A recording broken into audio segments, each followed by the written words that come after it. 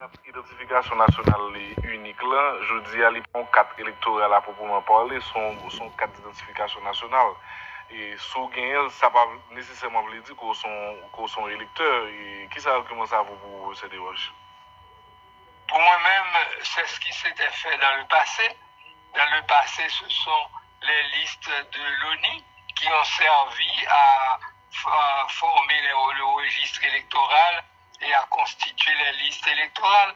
Par contre, pour qui ça n'est pas capable de faire même bagaille là, parce que aller entreprendre maintenant une inscription de tous les électeurs, parce que c'est 6 500 000 électeurs qui sont déjà inscrits à l'ONI, à inscrit tout le monde, ça y encore, ça va demander un pile corps, ça va demander un pile temps. Par contre, pour qui ça est obligé de faire à la rigueur, étant donné que y a 1 million de déplacés à travers le pays, il est capable, un dispositif, tant que ça a été fait après le tremblement de terre, pour identifier les déplacés et faire en sorte que ces déplacés puissent voter quelque part, pas trop loin de l'endroit où ils se sont localisés. Là où tu as affaire avec 1 million de monde, ça tu capable de régler assez rapidement, mais je ne vois pas pourquoi aller réenregistrer, n'est-ce pas, 6 500 000 citoyens encore. Ça va prendre pile temps, pile corps, et je ne pense que son nécessité, parce qu'avec maintenant les moyens technologiques que nous avons, base de données, etc., ce sont des choses qui peuvent se faire très rapidement. Moi, je n'ai pas encore bien compris le rationnel de cette nouvelle inscription. Par contre, si nous-mêmes, au niveau de Magic 9, nous comprenons, mais moi, je ne comprends pas.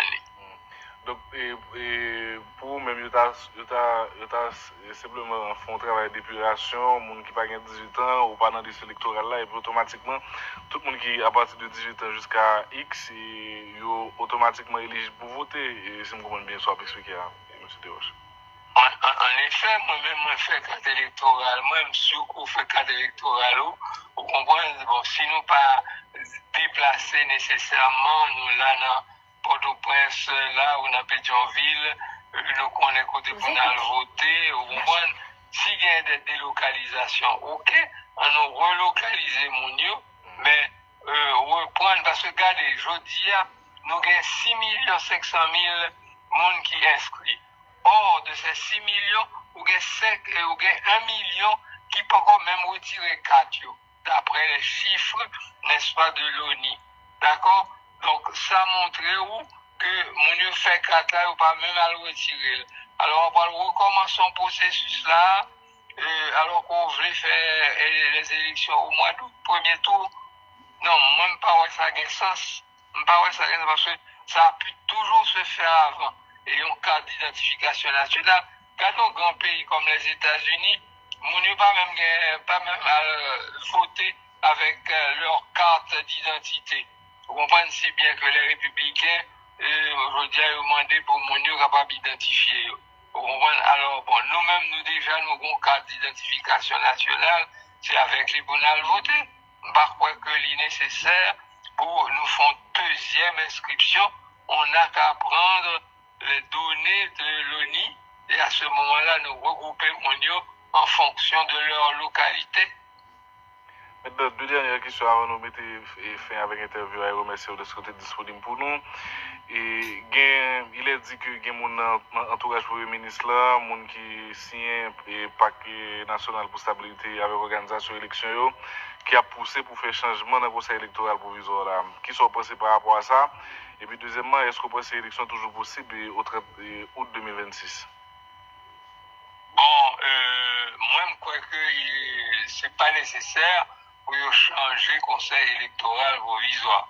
Mon qui a poussé pour ça, c'est peut-être parce que peut-être pas la même forme figure monde qui l'a, peut-être que tu as des monde qui plus proche de vous, vous comprenez? Et si vous avez tel groupe qui paraît ça qui l'a, si il y a l'autre qui change, on va jouer d'autres monde qui paraît nouveau que vous mettez.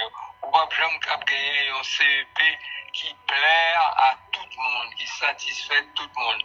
Je crois que l'essentiel, c'est mettre un mécanisme de contrôle pour que mon lieu fait travail convenablement. Nous-mêmes, dans l'initiative société civile, dans OCID, nous là pour nous faire observation électorale du début du processus jusqu'à la fin, n'est-ce pas? C'est par l'observation qu'on peut contrôler, n'est-ce pas, ce que fait le CEP, mais c'est pas un changement de personne qui va donner satisfaction, c'est le contrôle. Est-ce que l'élection possible, premier tour élection possible, pour tout le gens liés dans le calendrier électoral là, d'après vous? Bon, Jean, sécurité a marché là, moi-même, moi, je comprends que le 1er avril, nous avons rejoint 5500 hommes pour mettre nous là, l'espace souterrain, pour commencer à déblayer terrain, pour que le monde puisse circuler, pour nous capable arriver dans la ville natale, moi, au Cap Haïtien. Mais moi, j'attendais que c'est juste en octobre, il y a fini déployer, n'est-ce pas, tout le monde. Donc, je me demandais si sécurité a pour rendez-vous pour qu'en août, nous capables vraiment gagner une élection dans un climat apaisé. Donc, nous tous nous connaissons que tout dépend de la sécurité.